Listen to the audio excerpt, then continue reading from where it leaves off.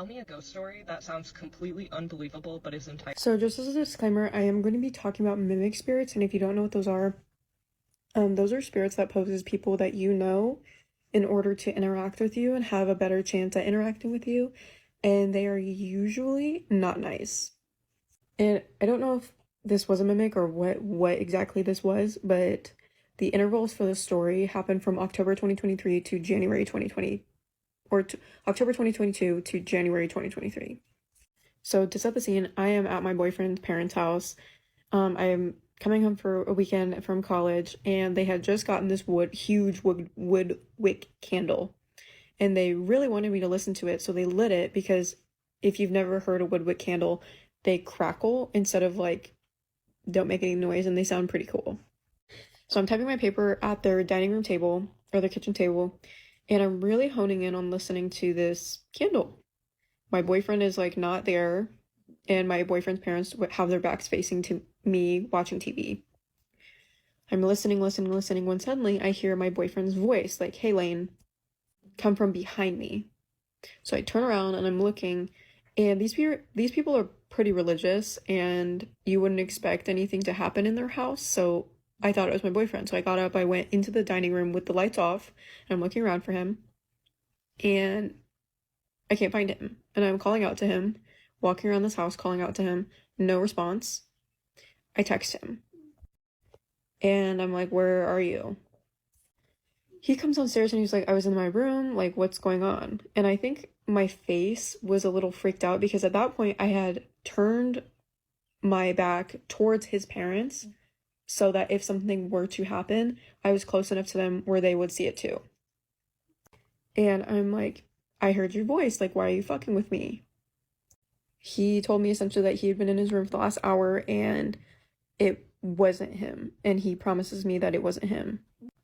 So at this point, his parents were like, "Everything okay? Like, what's going on?" And I was like, "I heard Andrew's voice, but Andrew wasn't there. Like, I've never experienced something like that." And they're like, "It's fine. Like, whatever. It not essentially happens, but they were just like, just leave it." And that's what I did. I just left it.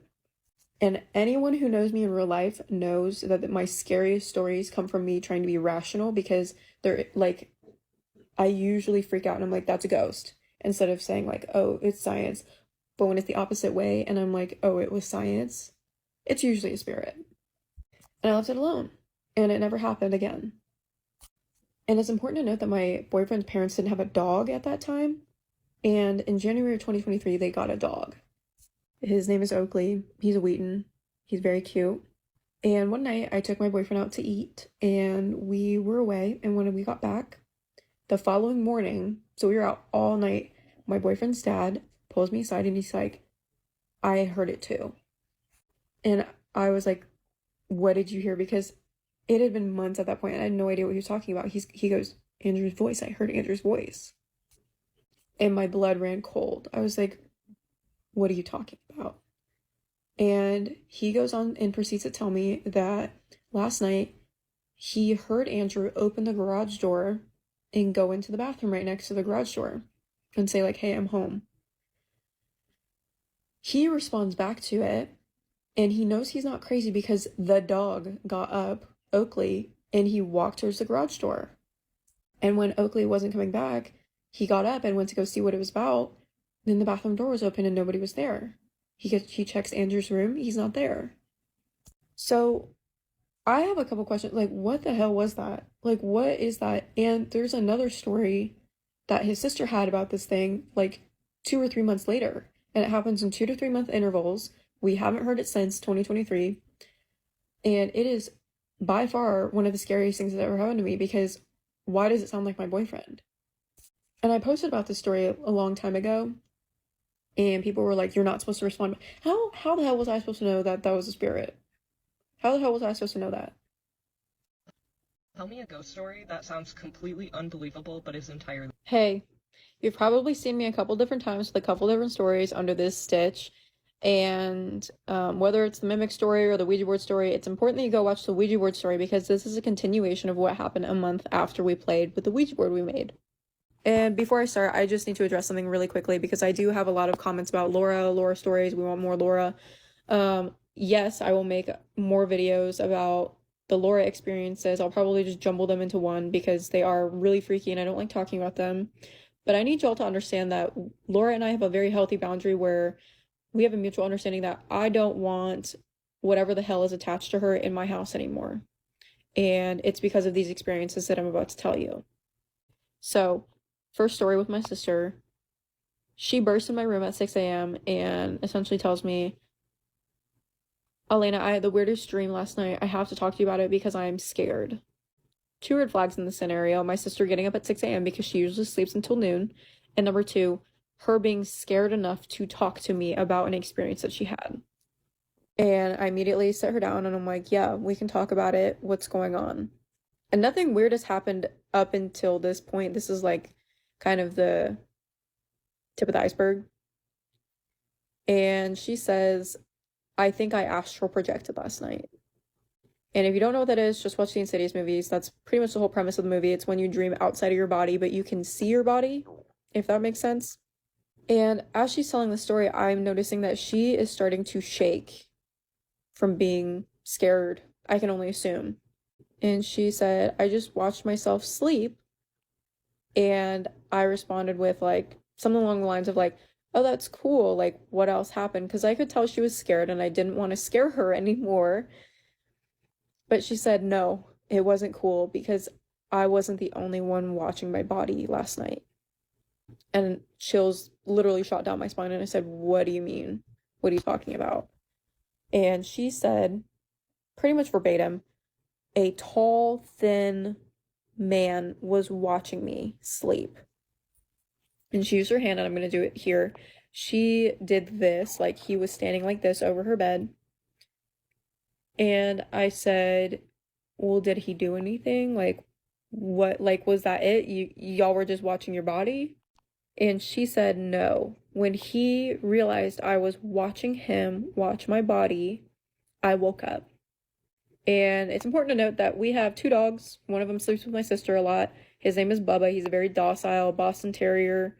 He does not bark unless he is, number one, provoked, like we tell him to speak, or he is scared. And he woke up short of foaming at the frickin' mouth. He was barking, growling, gristle up, teeth showing, growling at the corner of my sister's room right after she woke up. And that's when I told her about the Ouija board experience and what Laura and I had done, and we correlated the two together. We just grouped them together. The following week, left to go spend the night at her friend's house, and my parents were in Colorado, so I was home alone. And I am not one to walk in the dark ever. Like, I am one of those people that strategically turns on lights, so I always have light before I get to my destination. But this night I was feeling brave and I was walking in the dark, and the only thing that was lighting up the basement was the door to my room. And it was because it was open, like the doorway of light. My dogs were already in my room, ready to go to sleep. And it's important to understand the layout of my basement. I should just make a video of like the layout of my basement so y'all can better understand this. But the bar area is flush with my door. So someone could be standing there like cooking things and I could see them right before I go into my bedroom. And I'm about 2 or 3 steps in the dark. I'm feeling good because I'm like, hey, I walked in the dark today. 2 or 3 steps away, and I hear, hey. Just like that. Hey, like a little girl. Jumped into my room, shut the door behind me, barricaded myself in my door or in my bedroom until my sister came home the next morning. I was like 15 years old at the time, and that was the very first experience I've ever had with anything auditory. And it scared me shitless. And the third experience, the third story, is not really a story. It's just the feeling that followed playing with this Ouija board. I never felt alone in my room. I always felt like there was someone watching me from outside my window or standing in my closet. And I had to close the door, so the door was always closed, but every time I open it, I half expected to see someone there. That is how much I felt this presence in my house. And I am one to believe in divine timing because around the same time, my best friend started taking me to youth group. And which means I started praying out of habit. I wasn't praying out of fear, because at this point of my life, things like that started becoming so normal that it didn't scare me anymore. Aside from those two things, hearing footsteps, seeing things out of the corner of my eye, those were normal things at that point because it had been happening for about a month. After I prayed or started praying, it happened, or it stopped happening after about a month. And nothing since then has happened in my home unprovoked the same ways as it did when Laura and I messed with the Ouija board. But that doesn't mean I don't have any badass ghost stories. I have experienced things since then. It's just nothing has been as prominent or as horrifying, in my opinion, other than when I got into a car accident. Other than that, nothing has been that scary or affected that many people in my life. And I am reading through a lot of your comments, if not all of them, and it amazes me, not only the people who connect to my stories, but the crazy people who are like, you are so lucky that that happened to you. I tried summoning demons with my Ouija board and nothing happened, blah, blah, blah. And I just really want an experience like that. No, you don't. No, you don't. I cannot tell you enough. Just because you haven't experienced it doesn't mean that stuff doesn't exist. Please, for your own safety, don't do that. Like, there is a reason why I said at the end of it, like, that is why I haven't touched it. That's why I haven't done it. And if I could take it back, I 110% would. So, that's the end of this video. Let's talk about Laura. So, these stories I'm about to tell you contribute to me connecting the dots and putting in place the boundary I have with her today. These also happened 10 years ago this year. But before I do anything, I'm just going to cover a couple of comments that I've been getting, such as, you're a bad friend for displacing all of this blame onto Laura. That is absolutely not what I'm trying to do. I completely understand, and Laura and I have talked about it in person, that when you are using something like that socially, like a Ouija board or a spirit board, whatever you know it as, it is a mutually agreed upon thing. What is not okay, and everything to follow, like, you mutually agree to what you're getting yourself into. What is not okay, and she has said and apologized to me for this, withholding the information about the kinds of spirits that follow her. She has been telling me since we were literally girls that these spirits are nice, that they're not going to hurt you, that they're not going to mess with you. False. Whatever the spirit came out of the board that day, and I am 100%, and she 100% believes it to be a spirit that followed her, was malevolent, did like taunting us, did like seeing us scared, and still like seeing us scared. And there is a reason she apologized. So, that's just to clear the air. The first story happened at her apartment. And it's important to note that her parents got up very, very, very early. Very early. But they would get home early, so it kind of worked out for us. We woke up at 7, they were already gone. We were laughing, giggling, doing whatever. And around 11 o'clock, we start to hear the shower running in the apartment. And everything's so close together that you can hear pretty much everything. And I'm like, oh my God, your dad is home. Like, that's great. We can, like, do whatever now. Without missing a beat, she goes, that is not my dad. And I'm kind of giving her a weird look because I've never experienced anything paranormal. I didn't even really know anything about ghosts at the time. And I'm like, what do you mean? Like, of course that is your dad. Like, be for real. And she again said, that is absolutely not my dad. And I get chills because I'm like, what are you talking about? She goes, I don't know, but follow me. I had no idea what it was, so I got up and followed her. And as we're approaching this door in the apartment, we can see the light is on underneath the door. That happens in both of these stories. Laura then looks at me, grabs the doorknob, and pushes it out. Pushes it out. So she doesn't have to go into the bathroom. and steam starts flooding out. Like, when I say that was the hottest shower I've ever seen anyone take, I genuinely mean it.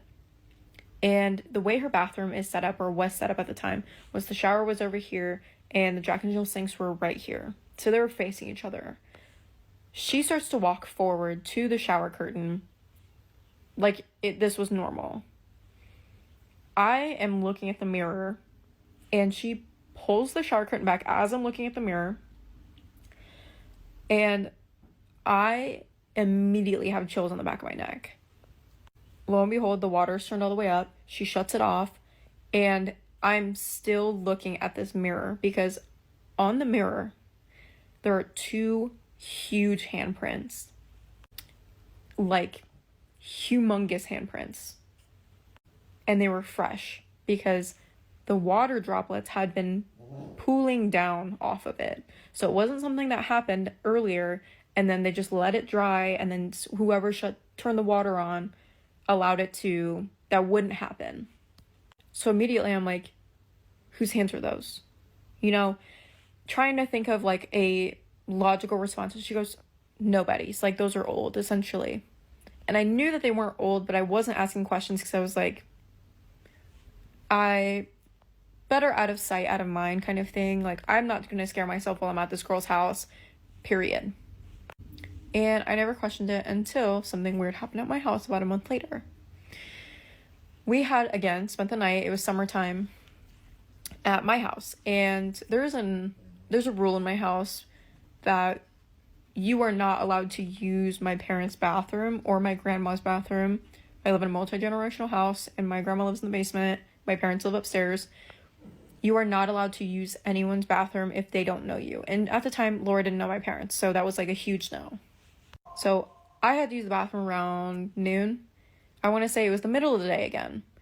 And I go to the bathroom and come out, and she is not in the living room where she was sitting. And I'm like, where the hell is she? Check my room. She's not in there. I'm like, okay, well, she's definitely in the bathroom then. I go to my mom's bathroom and she's not there. And as I'm walking into my kitchen, the faucet we had at the time was so distinct. You knew that the water was running in the basement because of the way it sounded. And that's exactly what I heard. So I run downstairs, and the way that the bathroom is set up is we have a door that leads in from the main living room, and then we have a door that leads in from my grandma's bedroom. The light is on. I am looking and I hear the water running. I try the first doorknob. It is locked. I run around to the other side. I try that doorknob. It is locked. Sorry to stop the story really quick. I just need to let y'all know that my phone just died in the middle while it was on like 80%. So that's really fun. So I'm trying the doorknobs. I can see that the light is on. I see that the light is on. I'm calling out to her, and I'm like, she's probably so scared because I had like mentioned this rule to her, and she probably thinks she's in trouble. So I go upstairs, and I'm just like turning the corner to go and wait for her, and she's sitting on my couch. And I immediately am like, why did you do that? As in, why did you lock the doors in the basement? She immediately is like, I'm so sorry, like I had to take a phone call, I had to step outside, like I'm sorry. And I kind of look at her, and she gives me a weird look too. And I said, come here. And we're both walking downstairs. We turn the corner to go see the bathrooms, or the bathroom with the doors. And what do you know? The doors are wide open, all the way open, like pressed against the wall. The light is off, but the sink is wet. So I know I wasn't crazy. And immediately I turned to her. I said, you need to be honest about what's going on. And she kind of welled up with tears. And she finally admitted that, she's very sensitive to paranormal things and ghosts. And that she has been having these things happen to her for a long time. But she had told me right then and there, like, but there's nothing to worry about because they are nice spirits and they would never hurt you. She went home that night. I was in my room that also had French doors because it was our office converted into a bedroom because my grandma lived in the basement.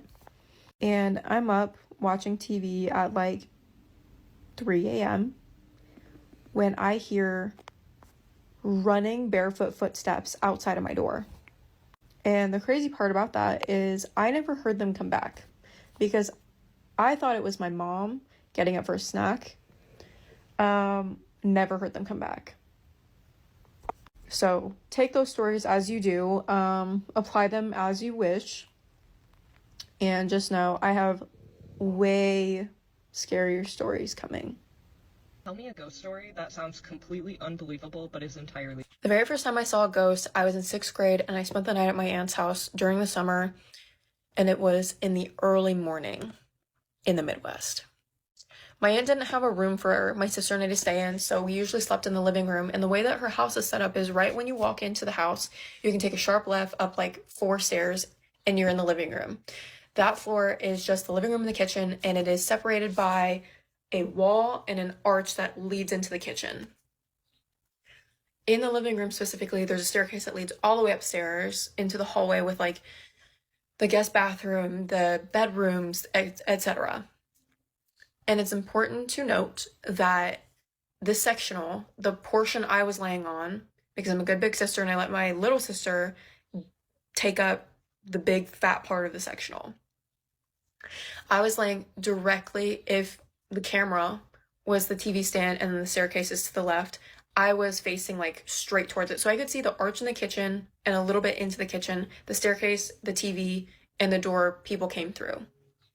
It's also important to note that I am like an abnormally early bird. I've always been an early bird. When I was little, I used to wake up at 6:30 every day. I had an alarm set. I was ready to rock and roll.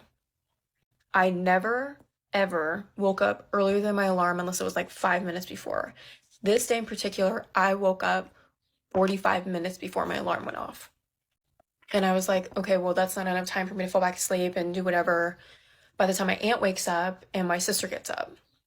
So I was like, you know what, I'll just get on my little Motorola phone and do whatever. So I was laying like this.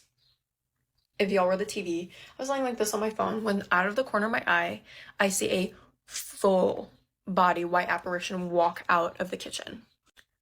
Through the arch, out from the kitchen, in front of the TV, which is the camera, look at my sister and I, my baby sister sleeping right behind me, walk down the stairs and disappear onto the main floor. And immediately, and this is a very common theme in my stories, I start rationalizing. I'm like, that was not a ghost, that was something else. That was a car with its high beams on, it's early in the morning, the light's not coming in yet, maybe it's the sun, I don't know. And just to note, it was like pure white, like this color, but see-through. And right as I'm rationalizing this, and I was like, I'm not trying to scare my baby sister, from behind me, I hear, "Did you see that?" My baby sister was awake the entire time.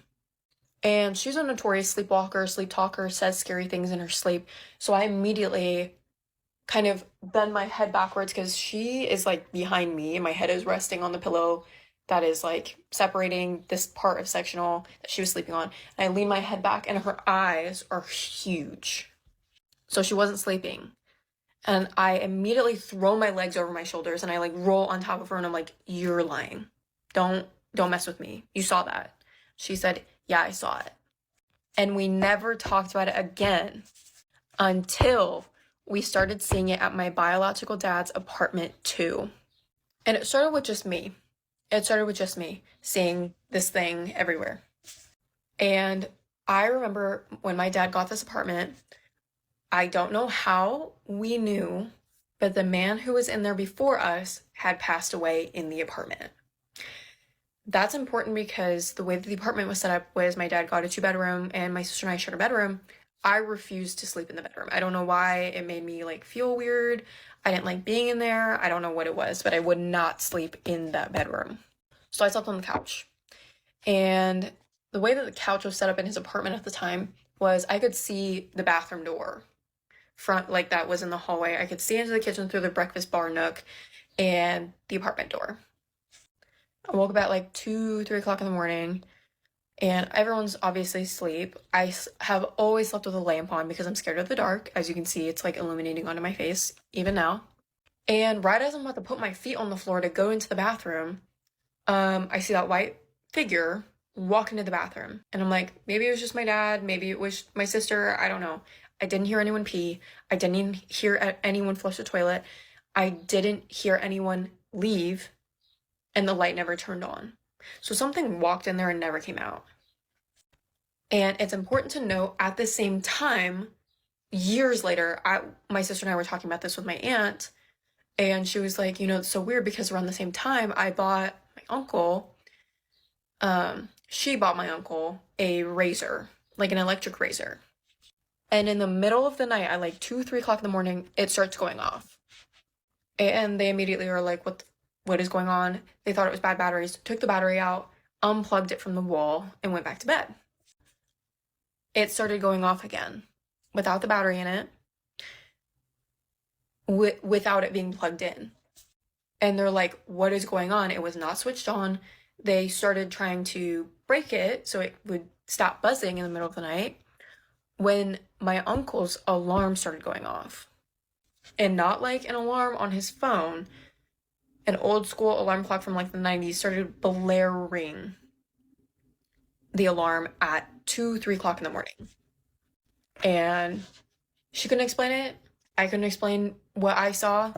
The last time I saw that thing was when my dad, my brother, and I were moving all of his stuff out of the apartment so he can move into a new one. And right as I'm shutting the door, I was tasked with shutting and locking the door and leaving the key under the mat. As I'm shutting the door, you can see all the way back into my bedroom in that apartment, and I saw it peek around the corner. Oh. And I never saw it again. So it's been storming pretty much all day, and in the Midwest, anytime it storms, it calls for something scary. So today I'm going to be answering a huge question in my comment section, and that is, what is the difference between mimics, shapeshifters, and skinwalkers? So just before I start, I do just want to make it known that this is all very surface research. I only had to research one of these topics, and that was shapeshifting, because I thought shapeshifters and skinwalkers coincided with one another. They kind of do, but there's a huge distinction between skinwalker and shapeshifter, and I will get into that in a second. But let's start off with the easy stuff, a mimic. So as everyone is, I'm sure, well aware now, I have had multiple experiences with a mimic. These are just spirits that mimic human behavior. So this is speech patterns, how people laugh, talk, like I said, whispers, sneezing, stuff like that. So from what I could find, I think it's pretty uncommon to physically see a mimic just because it is a spirit, and it's already pretty uncommon to see spirits as it is. However, if you want to know more and you want to see more, there is a series on Netflix called Haunted, and in season 1 they have an episode called, I'm pretty sure it's titled The Mimic, and it's just basically this group of people that moved into a house retelling their events and their hauntings from a mimic spirit. 10 out of 10, kind of scary, would recommend. Moving on to shapeshifters, these are specifically supernatural creatures that take shape of different people and things by unnatural means. It's considered one of the earliest forms of shamanism, which I thought was kind of scary and kind of cool. However, this means that it's just a copy-paste of physical appearance. It's not emotional, behavioral. The mannerisms aren't the same because they themselves don't understand or know the behaviors of that person.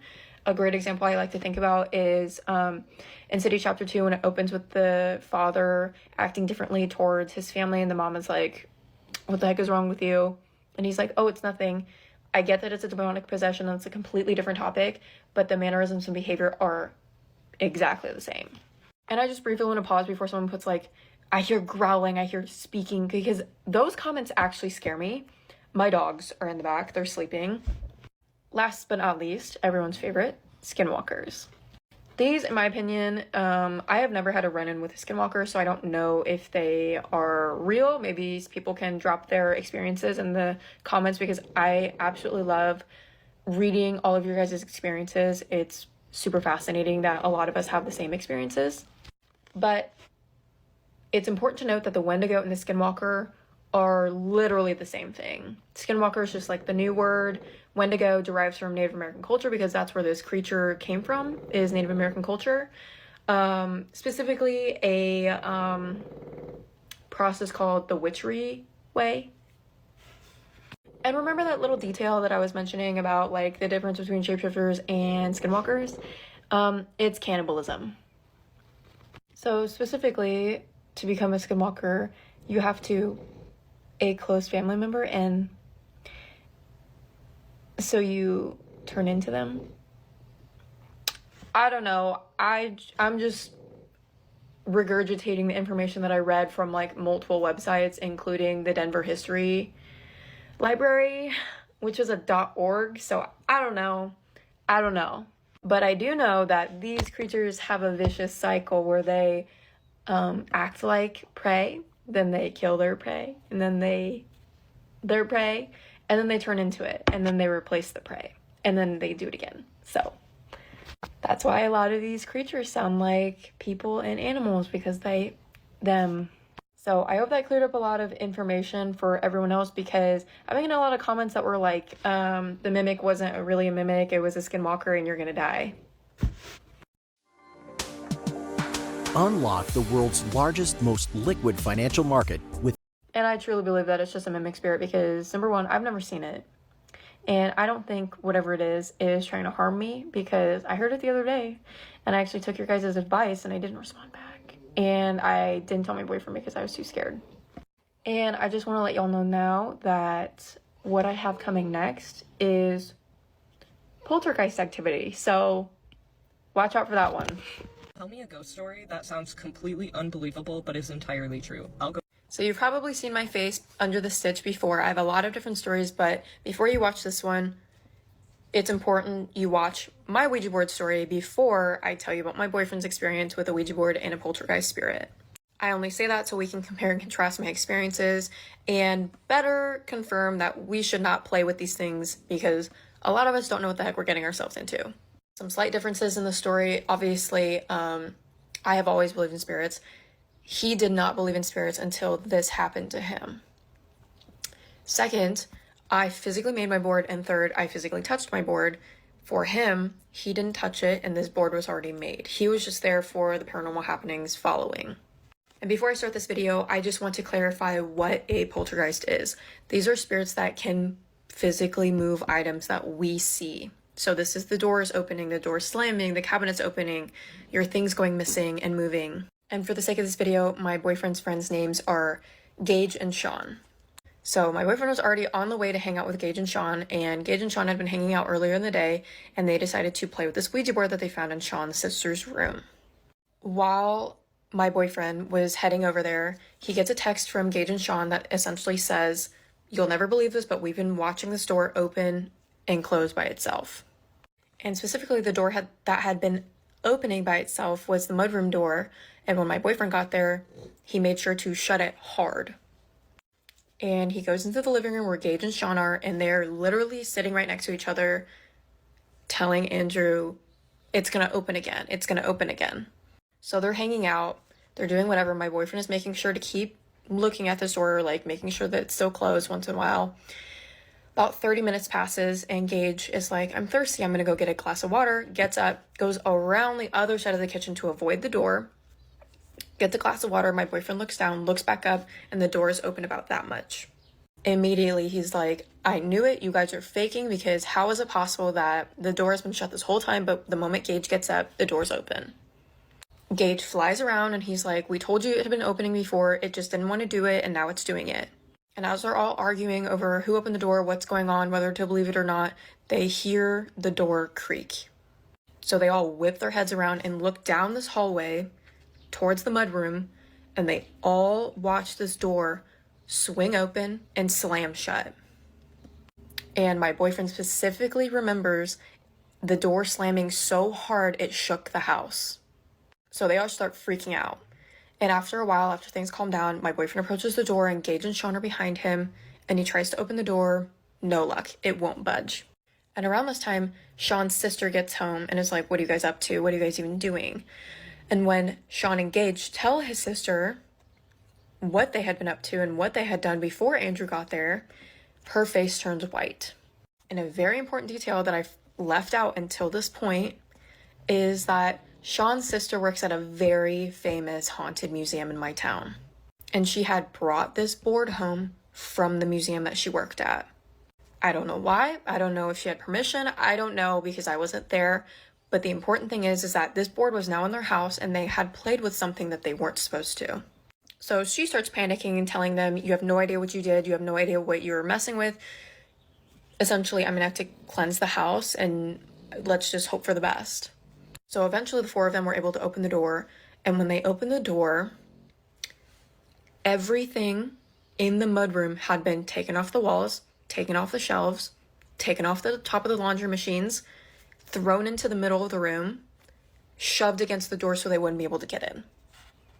Immediately, my boyfriend is like, no, I'm leaving. Goodbye. You guys are dumb for doing this. And he left. And that was that. From my understanding, Sean's sister cleansed the home and they didn't have any experiences after that. I don't know.